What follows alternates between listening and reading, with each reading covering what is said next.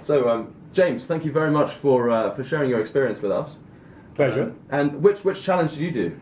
I did the Hong Kong to Hanoi, the inaugural one. The inaugural one, brilliant. And why on earth did you do it? What made you do it? Because I'd done triathlons for quite a long time, and I really enjoyed cycling as part of the triathlon, but times were getting slower every year, as is the wont when you get to 50. And so I thought... Surely not. Sadly so.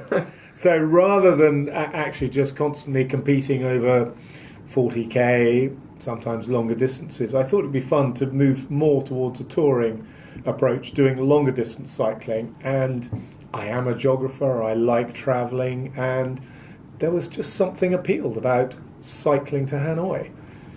Brilliant. And so this is the first time you've done this sort of type of long distance one? Absolutely. I mean, I've never done anything like that before, and it was fascinating because whenever one said to someone, "Oh, I'm cycling to Hanoi," or indeed since when I said, "Oh, I cycled to Hanoi," they say, "Cycle to Hanoi? How?" And you sort of say, "Well, on a bicycle." And they first of all look at you and they clearly have the impression there's sea between and you can't do it. But also, most people's concept is you fly to Hanoi. So it does go a step beyond. And even though it's not that impressive as an achievement, it's actually something that always gets people's attention. And it takes one through countryside that you wouldn't otherwise travel through. Brilliant. That's good to hear. And what was the hardest thing that happened during the trip? Anything of note? Yes. I mean, I was well prepared. I had quite a lot of spare tyres. I did have a racing bike, and I would probably have been better with more of a touring bike, so it had rather fine tyres. So on the It's a beautiful bike, though. Well, yeah, it's a nice bike, or it was. At the end, during the first day, I had 2 punctures, but on day 2, I had an encounter with a motorcycle that did write the front wheel off. And it was quite dramatic. It was a motorcycle on a relatively open road who drew up the side of the road and looked straight at me and the guy I was cycling with and stopped. And then just as we were coming past, just set off in front of us. So I had absolutely nowhere to go except broadside into him. He ended up much more injured than I was. He had a few scratches. I had absolutely none. But the front wheel of my bike buckled, and I did spend the rest of the day borrowing the mechanic's mountain bike, which was tougher work. And then at the end of the day, in the evening, we spent about 3 hours going around the small city where we were staying, trying to find a bike shop that might have a wheel of the right size.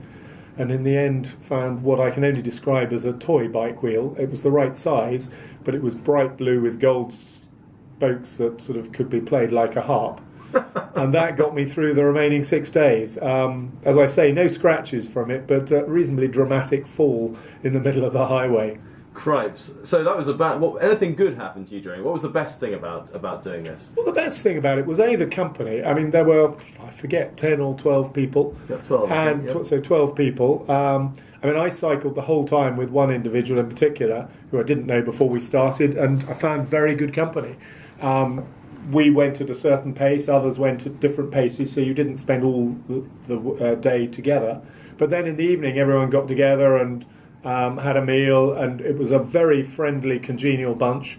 It was pleasant. Each of the cities and towns we stayed in on the way, the countryside varied. Southwestern China, some of it's quite industrialised, but some of it was attractive, and it was just fascinating. People who've lived in Hong Kong and Guangzhou all their lives, and you sort of ask them what Western Guangdong province is like, or Guangxi, and they look at you blankly. People don't go there. So it was taking one through countryside and areas that people don't visit.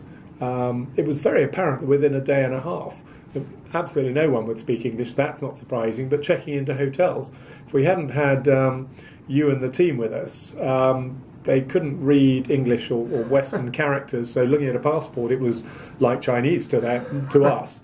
So it would have been quite difficult to do on one's own. And it was just fascinating, the countryside, the people, the different cities one went through, which one would never otherwise have the chance of visiting. Interesting. And so if someone else is thinking about coming on this kind of challenge, James, what would you tell them? What advice would you tell them? Well, the first thing I'd say is go for it. It's great fun. The second is, I would say, make sure you've got a sensible bike. It doesn't need to be the most high-performance bike in the world, but one wants to have a touring bike, a quasi-racing bike, but with slightly thicker tyres, if possible. Mountain bikes, I don't think are ideal because they're that much slower and therefore you take longer to complete the distance. Do get in a bit of training, but don't panic that you have to be the fittest individual on this earth.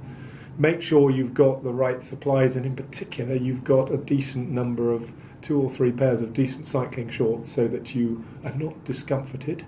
And then enjoy it because it's great fun. Brilliant. James, thank you very much for sharing your experience. Pleasure, Humphrey.